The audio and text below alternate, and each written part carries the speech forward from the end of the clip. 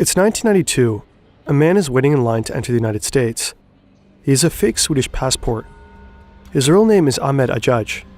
In his bag are 6 blue manuals and 2 videotapes.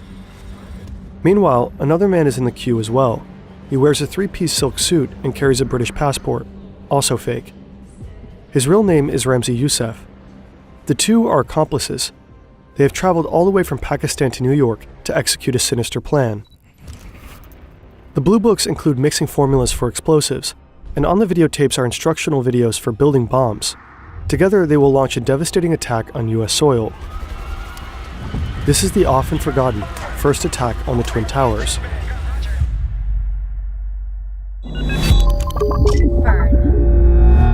This video is in part based on the fantastic podcast Operation Tradebom, link is in the description. Ahmed Ajaj pulls out his fake Swedish passport. The immigration officer studies the document. He is suspicious. He decides to send Ajaj to a secondary inspection. Officers search his luggage and find the manuals. He gets arrested on the spot. His belongings are seized by the police. Ramzi Yousef is also sent to secondary screening. He abandons his fake British passport and instead claims to be an Iraqi citizen looking for political asylum. He too gets arrested, in this case for traveling without a visa, but the authorities release him on his own recognizance, meaning he's free to move if he appears to a court date for his asylum grant. As a result, he successfully enters the US. But with Ajaj in jail and the manual seized, Yousef has to execute their plan on his own. How Ramzi Yousef became radicalized remains a mystery to this day. However, throughout his life, he came into contact with multiple radical Islamists, each likely influencing his extremist beliefs.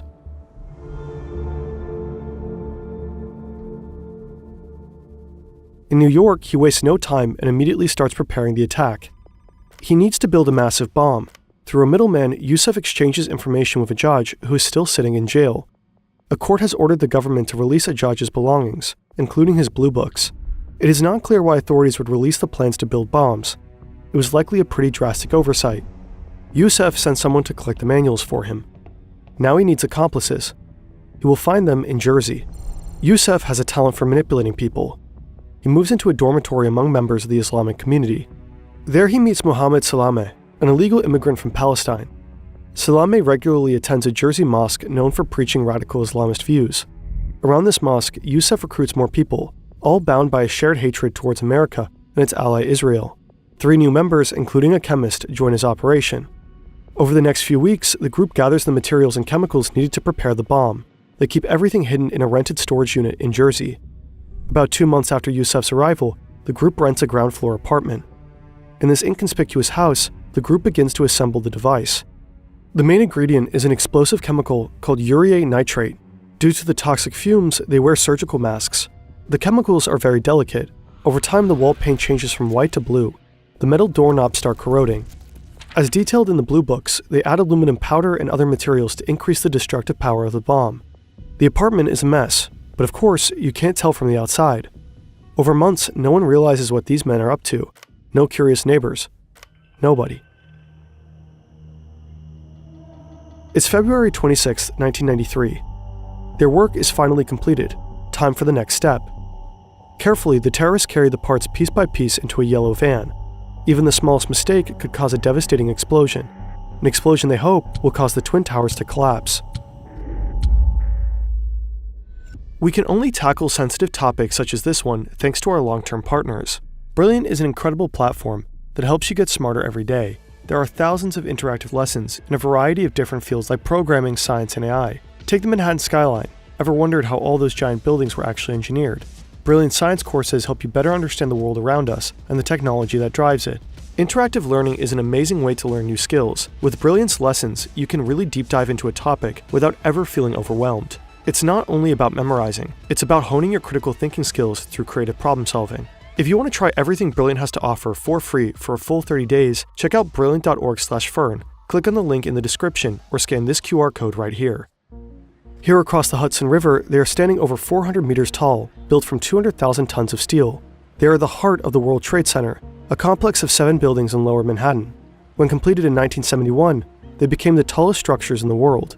The iconic skyscrapers shape the skyline of New York City. They are a symbol of the prosperity and power of the US. Inside, there is a vibrant world of commerce and international relations. It's a city within a city. 19 restaurants, 80 shops, and countless offices housing 430 companies from 29 countries. Every day, around 50,000 people go to work here. One of them is Janine Ali. Janine works as an office manager in finance. Her office is located on the 45th floor of the North Tower. It's lunchtime soon. The yellow van is driving through Manhattan, approaching its target. Inside sit Yousef and one of his accomplices. The van pulls into an underground parking garage of the World Trade Center. It stops in a no parking zone on level B2. The men get out of the vehicle and open the back.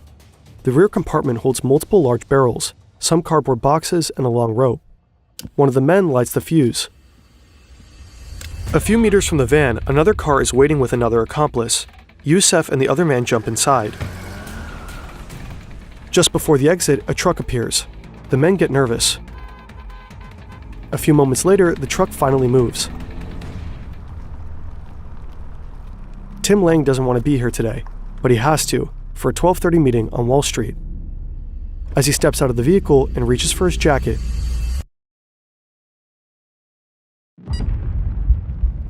Janine notices that, suddenly, the earth is shaking. Thick black smoke starts spreading through the air vents. What is happening? Slowly but surely, the office is starting to turn into a death trap. Janine and others realize how dangerous the situation is quickly becoming and try to leave. But the elevators aren't working. She leads a colleague down the emergency stairwell. It's pitch black. Lights are out and smoke is filling the air. It's becoming harder and harder to breathe. When Tim gains consciousness, his throat is burning. His head is ringing. He crawls through the debris towards his Toyota. The car is wrecked. His surroundings look like a war zone. Tim pulls his sweater over his nose and tries to find an exit. Still dizzy from the blast, he stays close to the ground. But eventually the smoke becomes too thick. With his last breath, he cries for help. Suddenly, a boot appears in front of Tim's face. He grabs it. Two rescuers lift him up and drag him through the debris until they finally make it outside.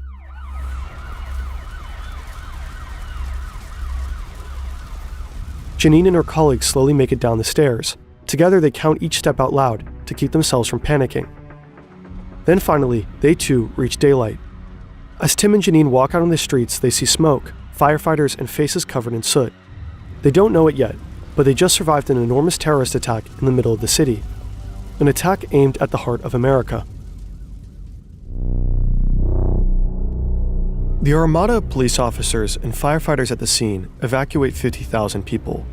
As the smoke starts to settle, the destruction of the bomb becomes clear. The blast created an enormous crater under the North Tower, a 60-meter deep and 30-meter wide hole going several stories deep. Because of the smoke filling the building, helicopters evacuate people from the rooftop. Ultimately, over 1,000 people are injured, mostly from inhaling toxins. 6 people lose their lives almost immediately, including a pregnant woman and her unborn child. There was a man still sitting in his car, and you could tell he was dead. But ultimately, the terrorist plan failed. They wanted to topple the North Tower with their bomb, causing it to fall into the South Tower. But the explosion did not even come close to causing the tower to collapse.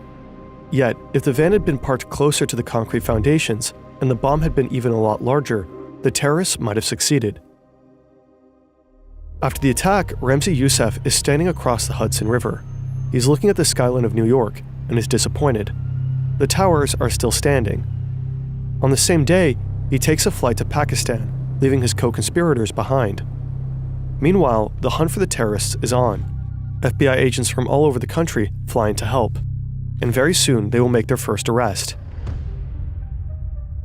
A bomb technician finds evidence in the debris, a twisted piece of metal from a car chassis. They find a vehicle identification number engraved on it. The FBI is able to trace this number back to the original car. It belongs to a Ford Econoline cargo van, registered to a rental company. It has a slightly unusual color, yellow. They quickly uncovered who rented the van: Mohammed Salame. A few hours after the attack, Salame enters the rental company office and walks up to the counter. He knows that the van was blown to pieces, but he needs the deposit money to flee the country. Salame says the van was stolen and requests the $400 deposit.